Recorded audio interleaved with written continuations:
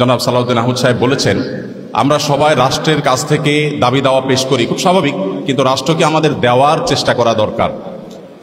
তার সাথে পরিপূর্ণভাবে সহমত পোষণ করে একটি কথা আমি বলতে চাই, সেটা হলো এদেশের ৩ লক্ষ মসজিদের কমপক্ষে ৬ লক্ষ ইমাম মুয়াজ্জিন রাষ্ট্রকে দেওয়ার জন্য প্রতিনিয়ত চেষ্টা করেন এবং দিয়ে যাচ্ছেন। দুর্ভাগ্যজনক বাস্তবতা, স্বাধীনতার ৫০ বছর পরেও ইমাম মুয়াজ্জিন এবং আলেম ওলামাদের কোনো অবদানের স্বীকৃতিটুকু রাষ্ট্র কখনো দিতে পারে নাই।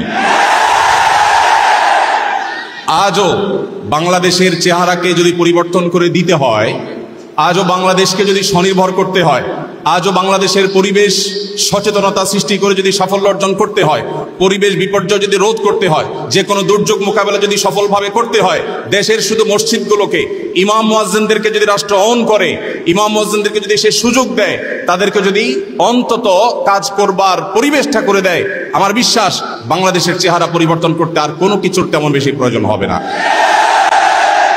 ৩ লক্ষ মসজিদ সরকারি হিসেব মতো কমপক্ষে ৩ লক্ষ মসজিদ, আরো বহু আগে বলা হয়েছে, সেটা এখন ৩ লক্ষের অনেক বেশি চলে গেছে স্বাভাবিকভাবে।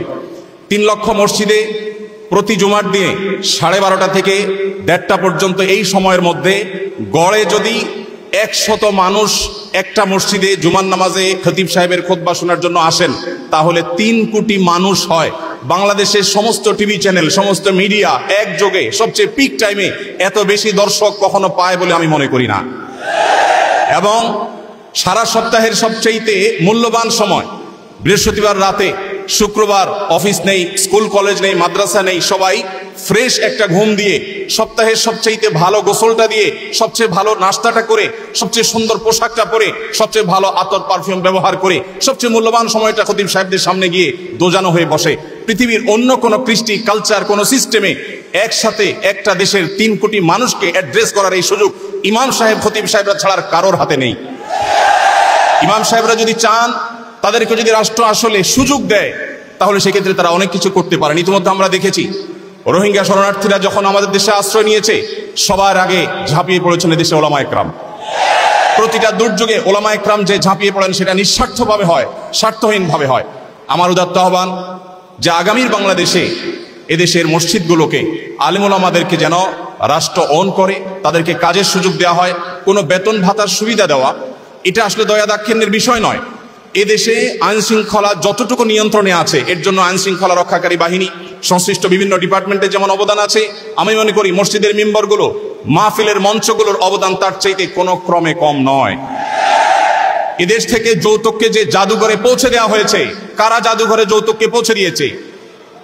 এদেশে যৌতুকের অভিশাপ থেকে মুক্ত করার সবচেয়ে বড় ক্রেডিট একমাত্র ওলামা একরামের।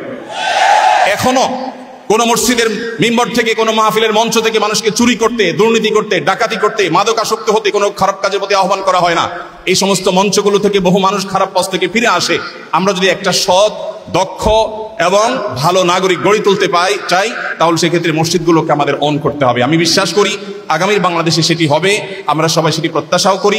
আমরা মসজিদ কেন্দ্রিক যে সমস্ত ব্যবস্থাপনা করা যায়, পরিবেশ সুরক্ষা, পরিচ্ছন্নতা অভিযান, দারিদ্র বিমোচন, স্কিল ডেভেলপমেন্টমূলক বহুমুখী কার্যক্রম আমরা সম্পন্ন করতে পারি। আমি সালাউদ্দিন ভাইয়ের সাথে পরিপূর্ণ একমত। শুধুমাত্র রাষ্ট্রের কাছ থেকে নেওয়ার ব্যাপার না, আমাদেরকে দেওয়ার চেষ্টা করতে হবে, এবং আমার বিশ্বাস ওলামা একরাম সেটা করতে চান, কিন্তু তাদেরকে সেই সুযোগটা দেওয়া হয় না। এদেশের আলেমদের কোন অবদানকে আজ 50 বছরের মধ্যে স্বীকৃতি দেওয়া হয়েছে আমি জানতে চাই। দুর্ভাগ্যজনক বাস্তবতা, সেটি আসলে হয়নি। তো আমরা নতুন বাংলাদেশে অন্তত প্রত্যাশা করি যে আমরা সবাই মিলে, শুধু আলেম ওলামা নয়, সকল ধর্মের মানুষ কাঁধে কাঁধ মিলিয়ে আমাদের প্রিয় বাংলাদেশকে আমরা বিশ্বের দরবারে উন্নতির চরম শিখরে পৌঁছতে চাই। আমাদের পরে স্বাধীনতা অর্জন করে পৃথিবীর বহু দেশ এমন অগ্রসর হয়েছে, যেটা দেখে আমাদের কষ্ট হয়, দুঃখ হয়। আজকে ভূমিকম্পের যে ভয়াবহতা নিয়ে প্রত্যেকটা মানুষ আতঙ্কে দিন পার করছে, কি হয়েছে এদেশে? একটি মানুষের জীবন নিরাপদ করবার জন্য যথাযথ ব্যবস্থাটুকু পর্যন্ত আমরা নিতে পারিনি। আমি আশা করি আগামীর বাংলাদেশে যারাই আসবেন, আমরা প্রত্যেকে এই ব্যাপারগুলোতে সচেতন থাকব। আমরা দোয়া করি আল্লাহ রাব্বুল আলামিন আমাদের রাজনৈতিক নেতৃত্বকে সেরকম শক্তি, সামর্থ্য, মানসিকতা সবকিছু দান করেন। ওলামা একরামের মূল্য যদি কোনো জাতি দিতে না পারে, তাদের চেয়ে বড় দুর্ভাগা আর কেউ হতে পারে না। আমি প্রায় সময় বলি, এই দেশকে যদি নিরলসভাবে, নিঃস্বার্থভাবে কোনো মানুষ ভালোবাসে, ওলামা একরাম হলেন সেই মানুষগুলো। অনেকে আছেন যাদেরকে হয়তো পার্শ্ববর্তী দেশ গ্রহণ করবে, অনেকে হয়তো আমেরিকা গ্রহণ করবে। ওলামা একরাম, তাদের জায়গা এই দেশ, এই মাটি, ইনশাআল্লাহ তাআলা। তো আমি আশা করছি মসজিদে ওলামা একরাম নির্বিঘ্নে তাদের দায়িত্ব পালন করবেন। আলেমদেরও দায়িত্বশীলতার জায়গা আছে, আলেমরা যথেষ্ট দায়িত্বশীলতার সাথে আমাদের দায়িত্বগুলো পালন করতে হবে। রাষ্ট্রকে এগিয়ে নিয়ে যাওয়ার পিছনে আমাদের ভূমিকা পালন করতে হবে, ঐক্যবদ্ধভাবে কাজ করতে হবে।